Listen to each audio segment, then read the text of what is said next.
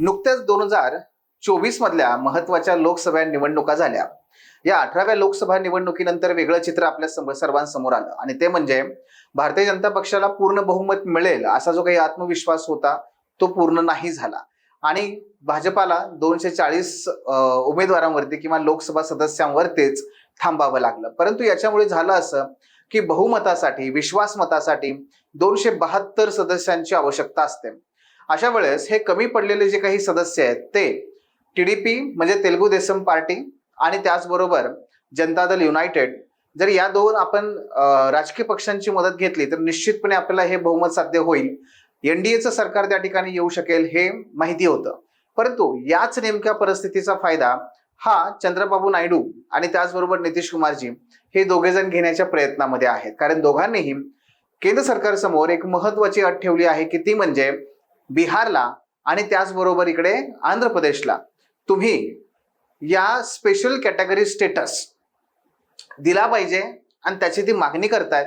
आता निश्चितपणे केंद्र सरकारसमोर अनेक पर्याय आहेत, पण आपल्याला पहिला मुद्दा आज इथे पाहायचा आहे तो म्हणजे की नक्की हे काय असतं, स्पेशल कॅटेगरी स्टेटस काय असतं आणि त्याचबरोबर आणखी एक शब्द येतो तो म्हणजे स्पेशल स्टेटस. दोघांचाही आपण विचार करूयात. पहा, जर दर्जा भारतामध्ये जे अनेक राज्य आहेत त्या राज्यांना वेगवेगळ्या प्रकारचा दर्जा असतो. बहुतांशी साधारण दर्जा असणारी राज्य आहेत, पण दोन प्रकारचे वेगळे दर्जे तयार करण्यात आलेले आहेत. एक म्हणजे विशेष राज्याचा दर्जा, हा आहे स्पेशल स्टेटस स्टेट, आणि दुसरा आहे विशेष श्रेणी राज्य, स्पेशल कॅटेगरी स्टेट. आता आपल्या न्यूज मध्ये जर चर्चा कशाची आपण करतोय तर ती ह्या स्पेशल कॅटेगरी स्टेट. ओके, पहा, विशेष राज्याचा दर्जा स्पेशल स्टेटस स्टेट आणि विशेष श्रेणी राज्य स्पेशल कॅटेगरी स्टेट. मित्रांनो, विशेष राज्याचा दर्जा ही राजकीय स्वरूपातली संकल्पना आहे. ही राजकीय स्वरूपातली संकल्पना आहे, तर ही आर्थिक स्वरूपातली संकल्पना आहे. आर्थिक राजकीय मध्ये इथे तुम्हाला काही विशेष अधिकार देण्यात येतात की ज्याच्या आधारे तुम्ही तुमच्या प्रदेशामध्ये काही विशेष कायदे करू शकता, आणि इथे मात्र तुम्हाला विशेष आर्थिक सहाय्य पुरवण्यात येतं.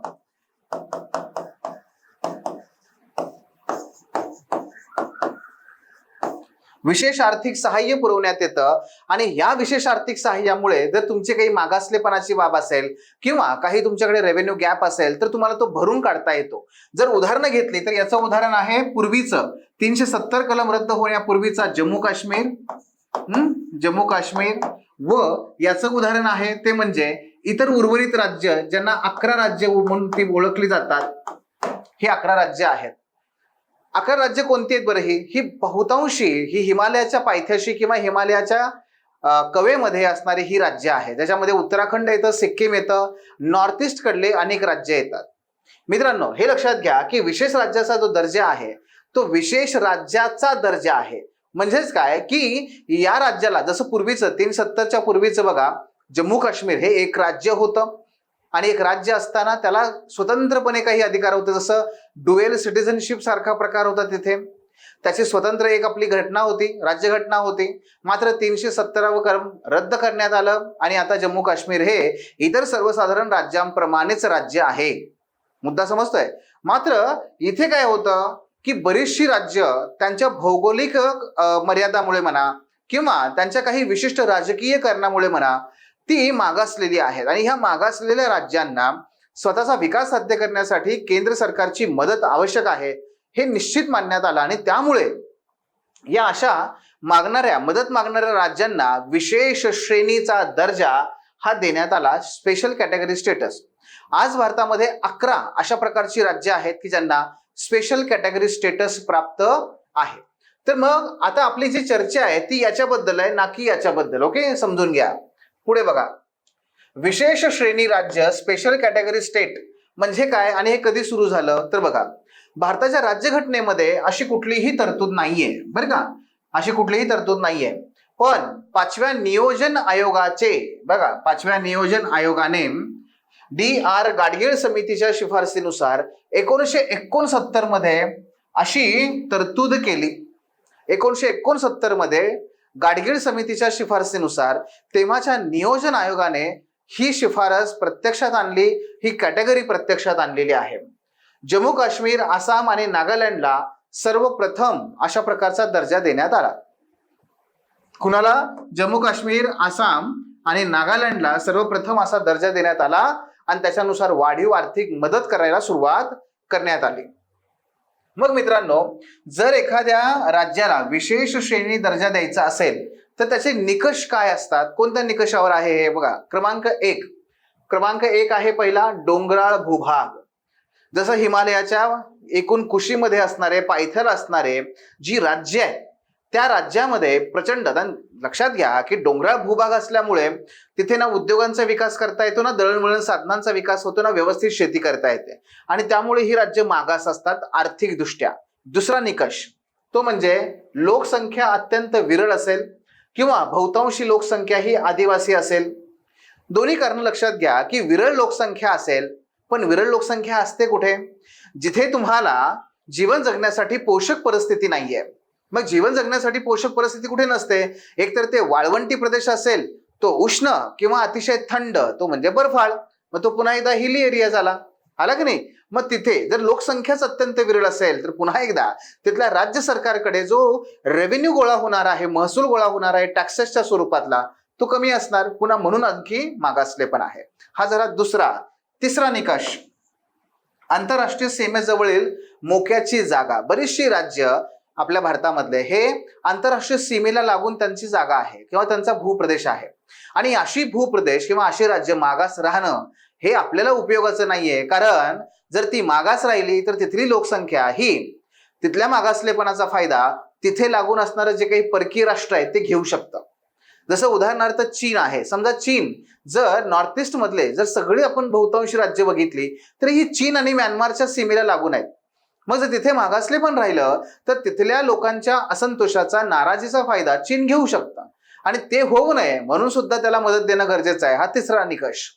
चौथा निकष तो म्हणजे आर्थिक आणि पायाभूत सुविधांच्या दृष्टिकोनातून मागासलेपण. जर या प्रदेशामध्ये कुठल्याही प्रकारचे दळणवळणाची साधनं, मग नाही ना की हायवे आहेत, ना की रेल्वे आहेत, ना विमान उड्डाणं याचं काही तिथे ठिकाणं आहेत, कुठल्याही प्रकारचे कारखाने नाही आहेत, वीज यंत्रणा बऱ्यापैकी विकसित नाही आहेत आणि ह्या सगळ्या अडचणी का? कारण याच्याशिवाय विकास साध्य होऊ शकत नाही आणि म्हणून हा चौथा निकष आहे. जर हे नसेल तुमच्याकडे तरीही ते चालेल. आणि पाचवा मुद्दा तो म्हणजे राज्याची वित्तीय परिस्थिती असक्षम असणे. एखाद्या राज्याच्या संदर्भात कदाचित यातले काही एक दोन मुद्दे लागू होणार नाहीत, पण तरी सुद्धा इतर काही कारणामुळे समजा ते मागासलेलं आहे आणि हे मागासलेपण दूर होणं गरजेचंच असतं देशाच्या एकूण हिताकरिता.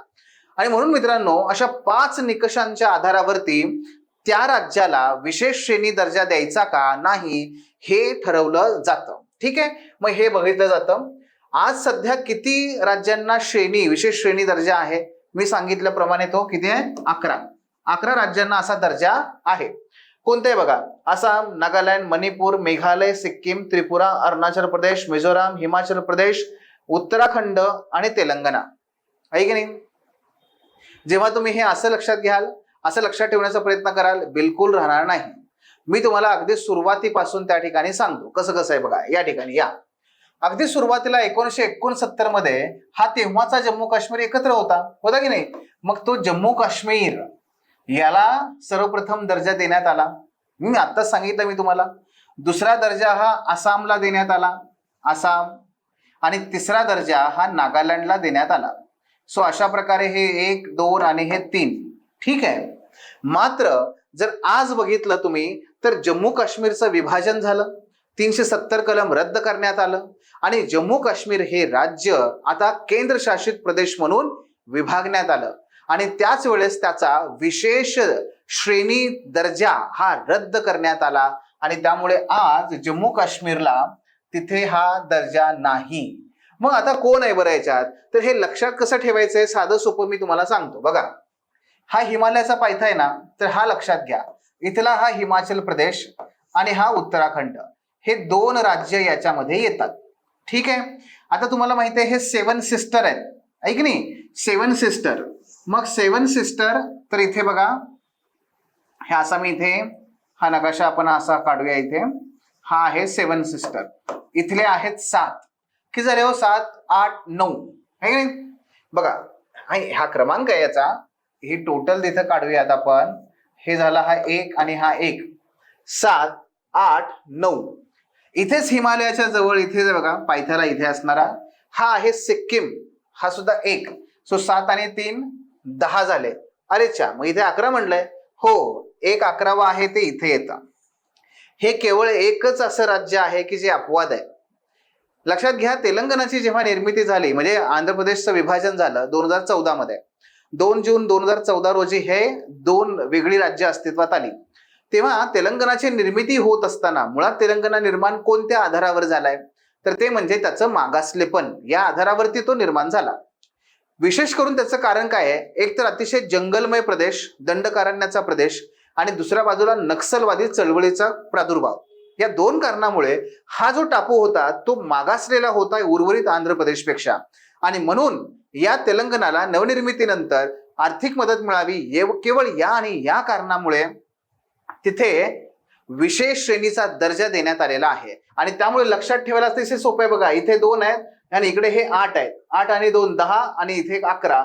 अशा पद्धतीने तुम्ही 11 विशेष दर्जा प्राप्त असणारी श्रेणी दर्जा प्राप्त असणारी राज्य लक्षात ठेवू शकता.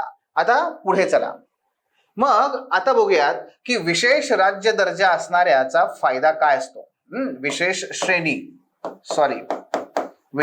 श्रेणी दर्जा असण्याचा फायदा काय होतो. का बरं त्या ठिकाणी बिहार आणि आंध्र प्रदेश विशेष श्रेणीचा दर्जा मागतायत? का मागतायत? कारण त्याचे बेनिफिट्स बरे आहेत. जसं की पहिला मुद्दा लक्षात घ्या. पूर्वी ज्या राज्यांना असा विशेष श्रेणीचा दर्जा दिला जायचा त्यांना गाडगीळ आणि मुखर्जी फॉर्म्युला बरं का, याच्यानुसार केंद्राकडून सुमारे 30% अर्थसहाय्य दिलं जायचं. 30% अर्थसहाय्य, त्यांच्या एकूण खर्चाच्या 30% अर्थसहाय्य हे केंद्र सरकार उचलायचं. मग पुढे काय झालं? पुढे मात्र बघा, देशामध्ये वसूल करण्यात आलेल्या कर संकलनानंतर हा जो काही कर, म्हणजे देशभरामध्ये कर गोळा होतो.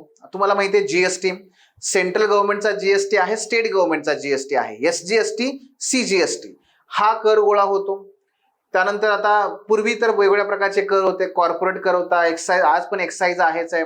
अशा वेगवेगळ्या प्रकारचे कर गोळा होतात आणि हे कर गोळा झाल्यानंतर तो जो कर आहे तो राज्यांदरम्यान आणि केंद्रादरम्यान वाटला जातो.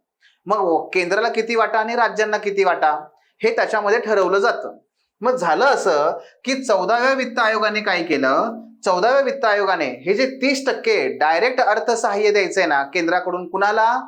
विशेष श्रेणीचा दर्जा असणाऱ्या राज्यांना, तो त्यांनी बंद केला. आणि तो बंद करून या 14व्या वित्त आयोगाने काय केलं तर त्याचं प्रमाण 42% वाढवलं. 42% वाढवलं म्हणजे चांगली गोष्ट आहे ना. पूर्वी तर 30%च मिळायचे, आता मात्र 42% पर्यंत मिळायला लागलं. चांगलं आहे ना? नाही, हे इतर राज्यांना चांगलं आहे, पण ज्यांना विशेष श्रेणीचा दर्जा आहे त्यांना हे चांगलं नाहीये. का? कारण पूर्वी तो फक्त त्यांनाच मिळायचा. कुणाला? विशेष श्रेणीचा दर्जा असणाऱ्या 11 राज्यांनाच मिळायचा. आता मात्र हा 42% निधी सर्वच राज्यांना मिळतोय. पण मग तुम्ही मग चुकीचं काय याच्यात? अहो चुकीचं काहीच नाहीये, पण याचा अर्थ हा लक्षात घ्या ना.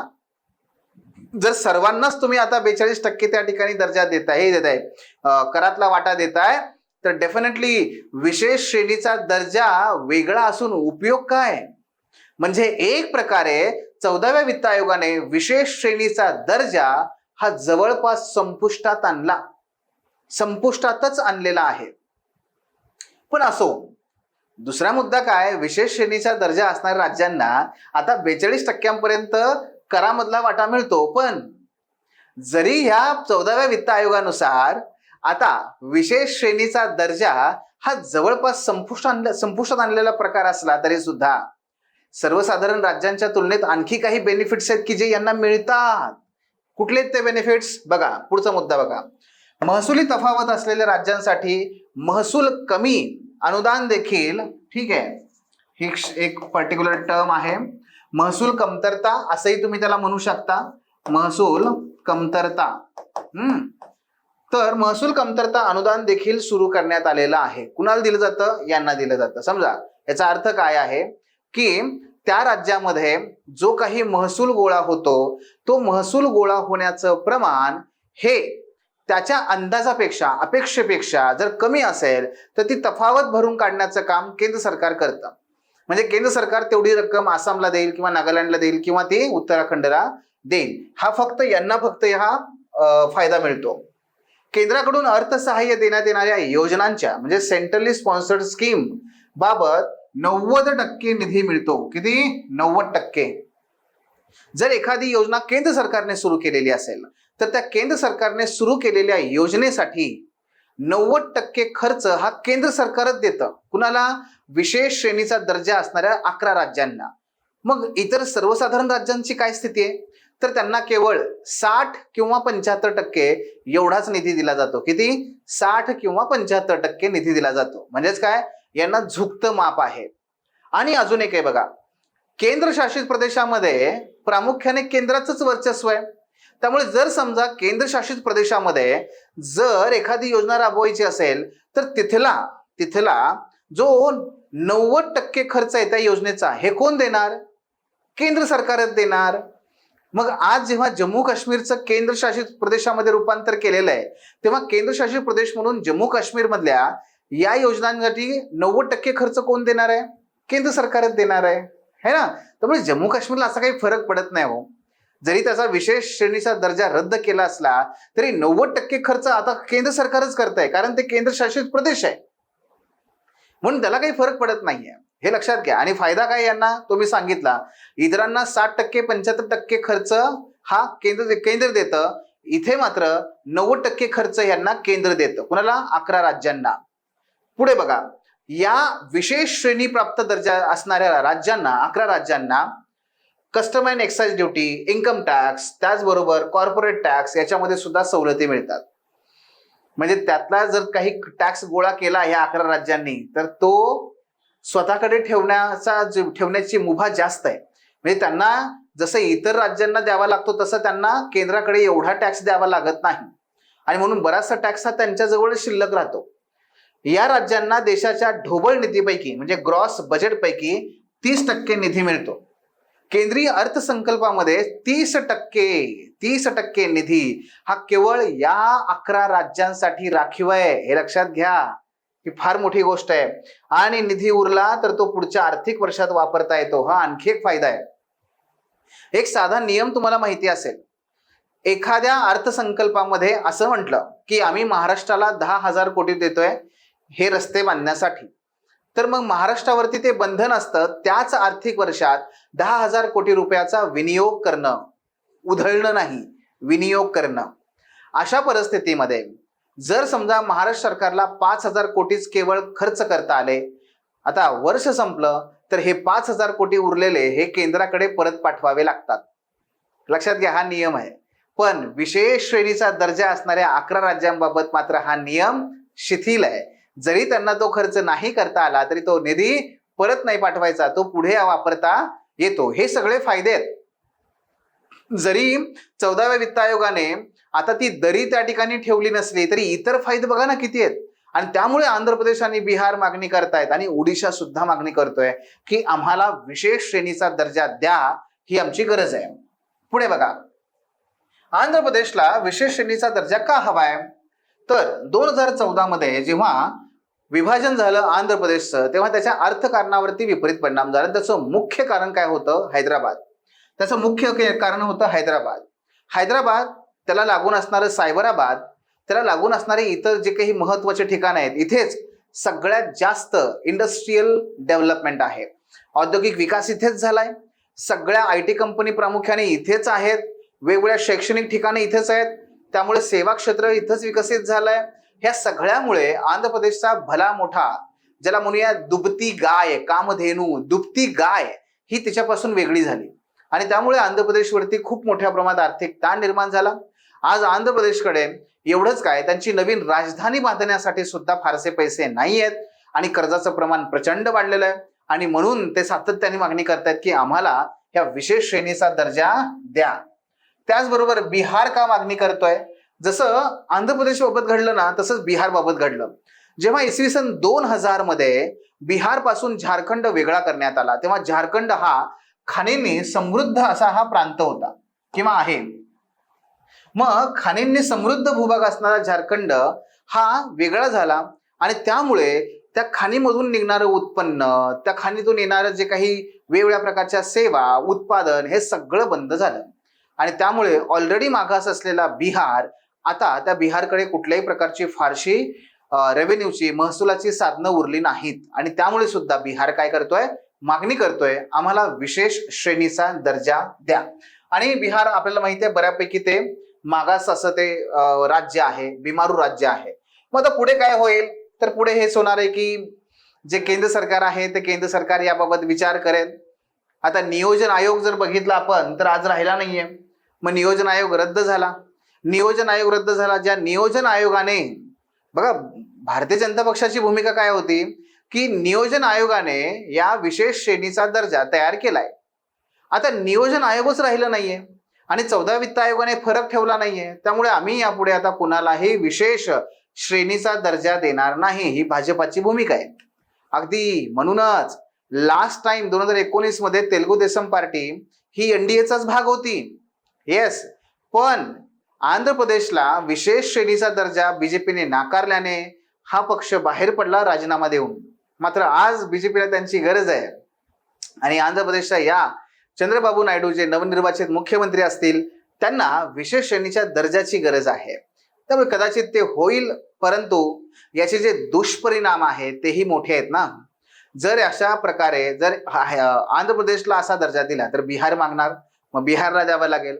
ओडिशामध्ये आता बीजेपीचं सरकार आहे त्यामुळे बीजेपी तिथे ओडिशाला पण द्यावं लागणार. मित्रांनो, जर या तिन्ही राज्यांच्या एकूण खर्चापैकी 90% खर्च जर केंद्र सरकारने उचलायचा म्हटला तर केंद्र सरकारच्या एकूण तिजोरीवर बोजा किती वाढेल, त्याच्या उपाययोजनांचं काय, त्याच्या गणितांचं काय, ही सगळ्यात मोठी अडचण आहे. दुसरी, याच्यामुळे अनेक इतर प्रदेश सुद्धा मग ही मागणी पुन्हा नव्याने करायला लागतील. त्यामुळे त्याचं काय, त्याचे जे परिणाम आहेत त्यांचं काय होणार.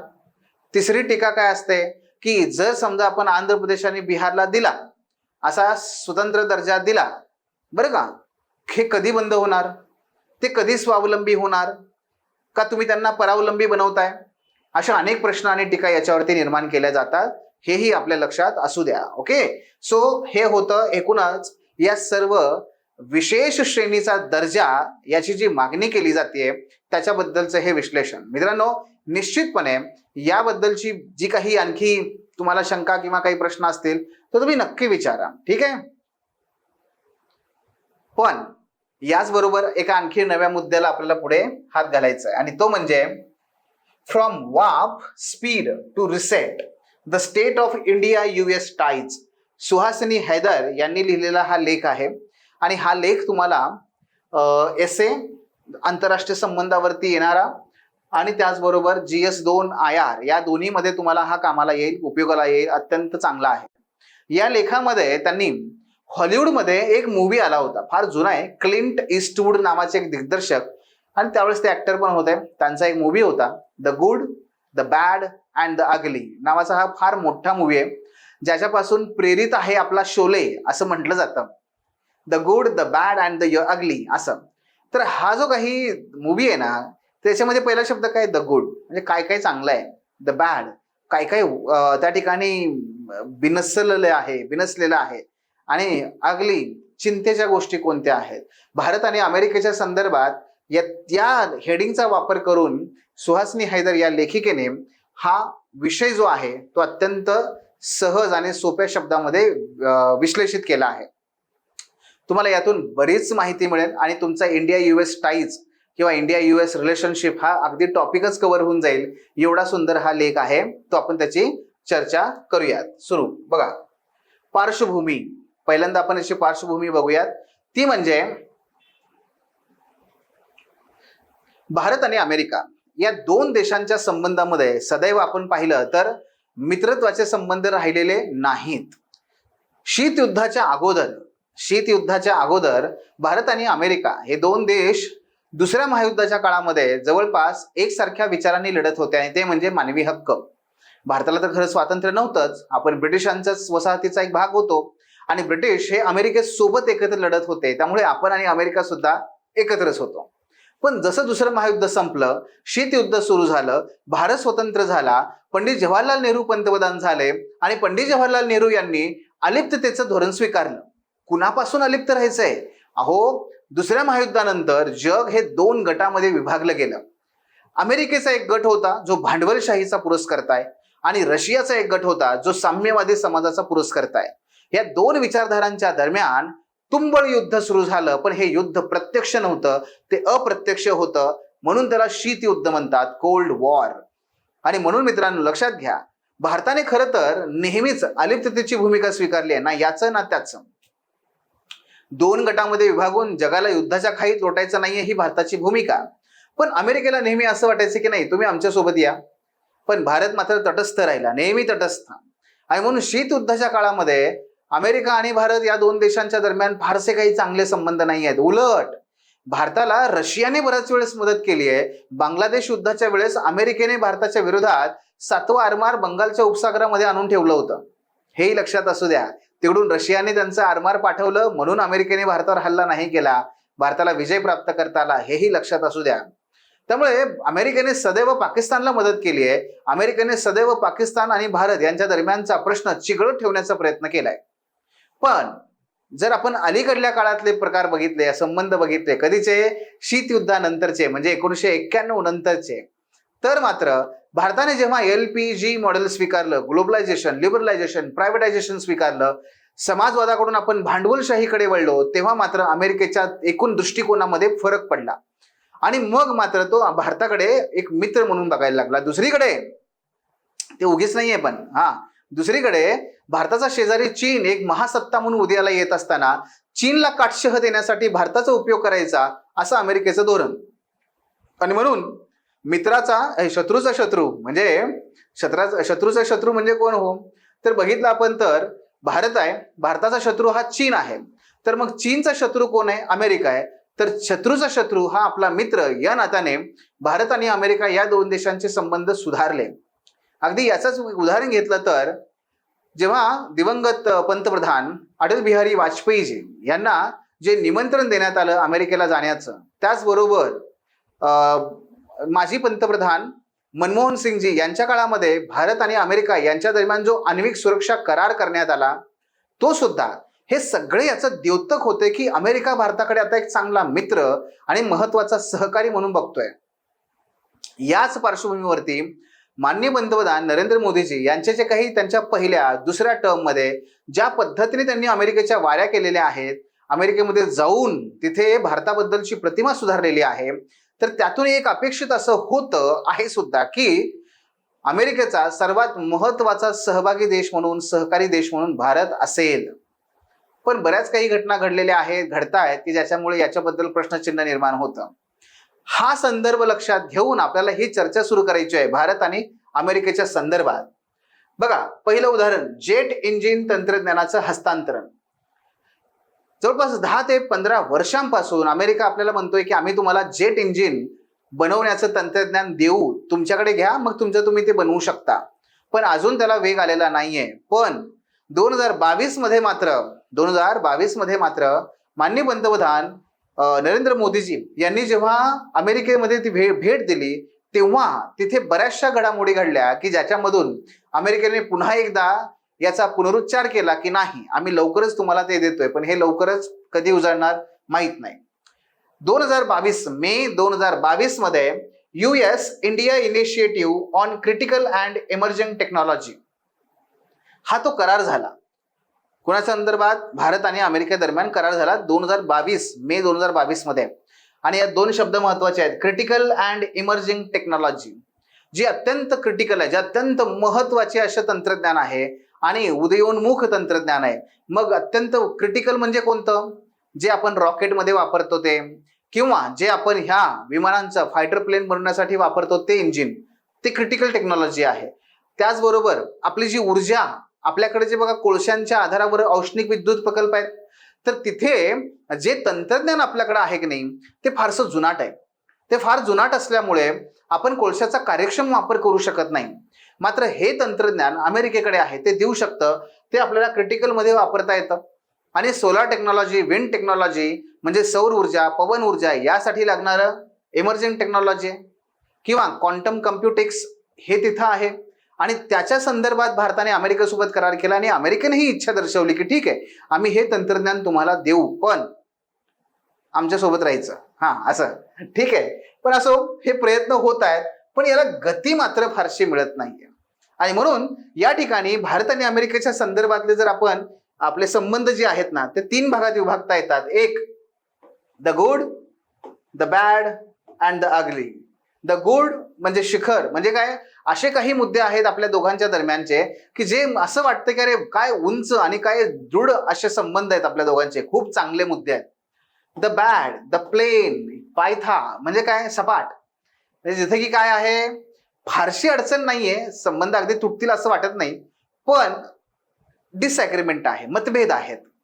आणि व्हॅली, दरी, असे काही मुद्दे उपस्थित होत आहेत नव्याने की ज्याच्यामुळे कदाचित हे संबंध जर आणखी ताणले गेले तर कदाचित ते तुटूही शकतात इथपर्यंत. मग असे कोणते मुद्दे आहेत आपण ते बघूयात. इथे बघा, हे आहे द गुड, है ना, हे आहे द बॅड. ओके. आणि या डोंगरांच्या मागे फार मोठी खोल दरी आहे, तुम्हाला इथून दिसणार नाही. असो, तर ती जी खाली दरी आहे ना, ती दरी म्हणजे काय, द अगली आहे. असो, चला पुढे. पहिला मुद्दा बघूया, शिखर. चांगले मुद्दे कोणते आहेत दोन देशांच्या दरम्यान? पहिला, पंतप्रधान अटल बिहारी वाजपेयी यांनी 1998 मध्ये न्यूयॉर्क मध्ये जे तेव्हा गेले तेव्हा त्यांनी तिथं भाषण केलं आणि त्या भाषणामध्ये ते असं म्हणाले की गेल्या 25 वर्षामध्ये सामरिक संबंध आपल्या दोन्ही देशांदरम्यान तिथे गेले ते 1998 मध्ये, आणि 98 मध्ये जाऊन ते म्हणाले की अरे अमेरिका आणि भारत हे एकमेकांचे शत्रू नाही आहेत, उलट आपण एकमेकांचे नैसर्गिक मित्र आहोत, आपण नैसर्गिक सहकारी आहोत, नॅचरल अलाय असा शब्द त्यांनी वापरला. आणि तिथून संबंध मग सुधारायला सुरुवात झाली. 1998 पासून गेल्या 25-30 वर्षामध्ये बघितलं आपण तर आज भारताचे सामरिक संबंध म्हणजे स्ट्रॅटेजिक संबंध हे खूप चांगल्या रीतीने दृढ झालेले आहेत. सामरिक विश्वास, लष्करी सहकार्य सातत्याने बघा, भारत आणि अमेरिका ह्या दोन देशांदरम्यान मिलिटरी ड्रिल, लष्करी सराव होताना पाहायला मिळतील. मग ते समुद्रातले असतील, ते हवाई असतील, जमिनीवरचे असतील. परस्पर सामंजस्यामध्ये विशेषतः हवामान बदल, विशेष हरित ऊर्जा, अंतराळ संशोधन, मग भारताची इस्रो आणि त्यांची नासा यांचे काही जॉईंट प्रोजेक्ट आहेत. तर या पद्धतीने आपल्या दोन देशांदरम्यान खूप चांगले संबंध या विषयामध्ये आहेत. त्याचबरोबर पाकिस्तानवरून आता आपल्या दोन देशांमध्ये, भारत आणि अमेरिकेमध्ये मतभेद होत नाहीत. पाकिस्तान हा जवळपास आता एक स्वतंत्र मुद्दा बनलेला आहे. अमेरिका सुद्धा फारसं या काश्मीरच्या मुद्द्यामध्ये हस्तक्षेप करत नाही, एवढा मुद्दा आहे. क्वाड काय आहे तर बघा, क्वाड्रिलॅटरल हा इंग्रजी मधला शब्द आहे. हा क्वाड किंवा क्वाड्रिलॅटरल म्हणजे क्वाडचा अर्थ होतो चार देश आहेत मित्रांनो, की जे कोणते आहेत बघा. एक आहे अमेरिका, जपान, भारत आणि ऑस्ट्रेलिया. ठीक आहे. ह्या 4 देशांनी मिळून काय केलंय, 4 देशांचा एक सुरक्षा गट स्थापन केलाय, त्याला म्हणतात क्वाड. 2007 मध्ये आता ते त्यांचं निधन झालं, त्यांची खरं तर हत्या करण्यात आली. 2007 मध्ये शिंजो अबे, जपानचे पूर्वीचे पंतप्रधान शिंजो अबे यांनी पुढाकार घेतला आणि या क्वाडची स्थापना केली. हा खरं तर चीनला सरळ शह देण्याचं काम आहे. वरती बघा, तिकडे चीनच्या जपान आहे, इकडे जपानच्या बाजूला तिकडे अमेरिका आहे, खालती ऑस्ट्रेलिया आहे आणि या बाजूला भारत आहे. हे सगळे वेढण्याचं काम करतायत चीनला. आणि म्हणून हा क्वाड फार महत्वाचा आहे. क्वाड मध्ये भारत आणि अमेरिका या दोघांचे संबंध खूप चांगल्या पद्धतीने विकसित झालेले आहेत. चीनच्या कृतीबद्दल सामायिक चिंता आहे, ज्याबद्दल कोविड असेल किंवा नंतर चीनने ज्या पद्धतीने चिनी समुद्रामध्ये जे आक्रमकतेचं धोरण स्वीकारलंय त्याबद्दल भारत आणि अमेरिका या दोन्ही देशांच्या भूमिका ह्या सारख्याच आहेत. हे मुद्देही लक्षात घ्या. परंतु हे चांगले मुद्दे संबंधामध्ये असलेले, पण काही असे मुद्दे आहेत की ज्यामध्ये मतभेद आहेत भारत आणि अमेरिकेचे. जसं की जागतिक संघर्ष, विशेषतः युक्रेन मधील रशियाने जे हल्ला केला त्याबाबत काय आहे याच्यामध्ये मतभेद. तर अमेरिकेचं स्पष्ट म्हणणं होतं की भारताने भूमिका घ्यावी, रशियाला त्यांनी विरोध करावा. रशियाने रशिया हा युद्ध गुन्हेगार आहे असं भारताने म्हणावं. मात्र भारताने स्पष्ट सांगितलं की हे बघा, आम्ही हा दोन देशांचा जो परस्परांचा संबंध आहे, परस्पर त्यांनी बसावं, ती वाटाघाटी कराव्यात, तो थांबवावं. आम्ही कुणालाही याच्यामध्ये गुन्हेगार मानणार नाही, पहिला मुद्दा. दुसरा, रशिया याने मात्र काय करावं, सामंजस्य भूमिका घ्यावी आणि शांततामय मार्गाचा स्वीकार करावा, अशी भारताची भूमिका आहे. पण हे फारच सौम्य शब्द आहेत. दुसऱ्या बाजूला अमेरिकेचं म्हणणं होतं की जरा कठीण, चांगले जरा खणकावून बोला की. पण भारताने मात्र अतिशय सौम्य शब्द वापरले. आणि दुसरं काय, भारत रशियाकडून अत्यंत स्वस्तामध्ये ऑइल घेतो. काय घेतो? ऑइल विकत घेतो. आपण ते फुकट नाही, विकत घेतो. पण अमेरिकेचं म्हणणं होतं, युरोपचं म्हणणं होतं की घेऊ नका. पण गंमत काय माहिती आहे आतली, युरोप हा प्रामुख्याने डिपेंड आहे रशियावरती त्यांच्या पेट्रोलसाठी आणि नॅचरल गॅससाठी. आता रशियावर त्यांनी निर्बंध टाकले, त्यातून घेता येत नाही. पण भारताने मात्र चांगले संबंध ठेवले, भारताने ऑइल घेतलं. मग युरोपने भारताला कॉल केला, ते तुमच्याकडे तेवढं ते जे ऑइल आले की नाही रशियाचं, हे आमच्याकडे पाठवतंय काय थोडंसं? नाही, आम्हाला थेट घेता येत नाही ना, पण मग तुमच्याकडून घेतो की आम्ही. आणि भारत कधी नव्हे ते ऑइल एक्सपोर्ट करायला लागला. आता हे आंतरराष्ट्रीय राजकारणातले सगळे काय आहेत, बुद्धिबळाच्या पटावरचे सगळे हे सोंगटे आहेत. पण असो, आपल्याला मुद्दा काय, भारत आणि अमेरिकेचं काय. तर अमेरिकेने भारतासोबत म्हणाला, अमेरिका, की तुम्ही रशियाला सुनावत नाहीये ना, हे चुकीचं आहे. हा पहिला मुद्दा. आपल्या भूमिका वेगळ्या आहेत दोघांच्या. अन्न, खतं आणि ऊर्जा सुरक्षा याबाबत सुद्धा मतभेद आहेत. अन्न आणि खतांच्या बाबतीत काय आहे, अमेरिकेचं हे म्हणणं आहे की तुम्ही भारतातल्या शेतकऱ्यांना अनुदान देऊ नका. भारताचं म्हणणं असं आहे की आमचा शेतकरी हा अजून तेवढा सक्षम नाहीये, त्यामुळे त्याला अनुदान द्यावं लागेल. त्यामुळे या संदर्भात सुद्धा दोन देशांमध्ये WTOच्या संदर्भात बरेचसे मतभेद आहेत. आणखी काही मुद्दे बघा, त्यातला एक मुद्दा आहे चायना फॅक्टर अँड मल्टीलॅटरल फ्रंट. बघा, चायनाने काय केलं, चीनने चिनी समुद्रामध्ये जे काही प्रदेश आहे त्याच्यावरती आपलं आक्रमक धोरण स्वीकारलं. तिथल्या ज्या देश आहेत त्या देशांना धमकवण्याचं काम सुरू केलं. परिणामी अमेरिकेचं संपूर्ण लक्ष हे या दक्षिण आशियाकडून ते त्या पूर्व आशियाकडे वळलं, चिनी समुद्राकडे वळलं. त्यामुळे झालं काय, उदाहरण सांगतो. क्वाड ही आहे महत्वाची संस्था. क्वाडच्या बैठकी अलीकडल्या काळात झाल्याच नाहीयेत. उलट अमेरिकेचे अधिकारी काय करतायत, क्वाड प्लस याच्यावरती फोकस करतायत. क्वाड म्हणजे काय, 4, आणि प्लस मध्ये त्यांनी काय केलंय, 2 देश अजून समावेश करतायत. एक म्हणजे आहे तो फिलिपाईन्स. एक कुठला आहे, फिलिपाईन्स. तर ह्या फिलिपाईन्सला ते सोबत घेण्याचा प्रयत्न करतायत, थायलंडला सोबत घेण्याचा प्रयत्न करतायत. पण त्यामुळे झालं काय की चिनी प्रश्नांकडे लक्ष वेधलं गेलं. भारत आणि अमेरिका या दोन देशातले जे काही दृढ होणं संबंध गरजेचं आहे ते नाही झाले. याच्यामुळेच अमेरिकेचे राष्ट्राध्यक्ष यांनी भारताचा दौरा कॅन्सल केला. अमेरिकेचे जर परराष्ट्र दूत आहेत, परराष्ट्र मंत्री आहेत, त्यांनी भारताचे दौरे 2 वेळेस कॅन्सल केले. हे काय दाखवतं की भारताच्या संदर्भात अमेरिका प्राधान्य देत नाहीये. भारत हा त्यांना अजूनही प्राधान्यक्रमाचा देश नाही, हे भारताने सुद्धा ओळखणं गरजेचं आहे. हा सुद्धा एक महत्वाचा मुद्दा आहे. त्यानंतर इथे आणखी 2 मुद्दे आपल्याला पाहायचे आहेत, आणि ते म्हणजे काय की असा एक मुद्दा अलीकडल्या काळात निर्माण झालेला आहे बरं का, की तो म्हणजे या 2 देशांच्या संदर्भात या 2 देशांच्या संदर्भात तो अत्यंत विकोपाला जाऊ शकतो. आणि तो म्हणजे पहिला काय बघा, राजनैतिक ताणतणाव आणि मानवी हक्कांचे मुद्दे. जेव्हा भारतामध्ये ऐन लोकसभेच्या निवडणुका सुरू होत्या त्याच वेळेस भारत सरकार किंवा एकूण भारताबद्दल अमेरिकेने एक टिप्पणी केली. आणि ही टिप्पणी काय होती की भारतामध्ये लोकशाही या शांततेत आणि सुरळीत पार पडल्या पाहिजेत. असं म्हणणं म्हणजे सुद्धा काय असतं, दुसऱ्या देशाच्या अंतर्गत कारभारामध्ये तुम्ही हस्तक्षेप करताय असा त्याचा अर्थ होतो, हे लक्षात घ्या. आणि म्हणून हे योग्य नाही ठरत. दुसऱ्या बाजूला काय झालंय, भारताचे अमेरिकेतले राजदूत हे नाही आहेत, गेल्या अनेक महिन्यापासून तिथे अपॉइंटमेंटच नाहीये कुणाची. त्याचबरोबर अमेरिकेचे भारतातले राजदूत, त्यांचं आणि भारताचं जमत नाही फारसं, त्यांच्या दरम्यान विकोपाला गेलेले आहेत वाद. भारतामध्ये मानवी हक्कांचं नेहमी उल्लंघन होतं, भारतातल्या धार्मिक अल्पसंख्याकांचं नेहमी शोषण होतं, हल्ले होतात, असं अमेरिका आणि अमेरिकेतल्या संस्था या सतत सांगतात, रिपोर्ट पब्लिश करतात. भारत सरकारने अनेक वेळेस याच्यावर टीका टिप्पणी केलेली आहे. आणि म्हणून हे सुद्धा मुद्दे जे आहेत ते कसे आहेत? विकोपाचे आहेत, मतभेदाचे आहेत. आणि आणखी एक मुद्दा आहे बघा हा दरीचा. तो काय आहे की ज्याच्यावरतून संबंध तुटू शकतात इथपर्यंत ही अवस्था आहे. काय आहे बघूयात. हा मुद्दा आहे न्यूयॉर्कमध्ये खलिस्तानी फुटीरतावादी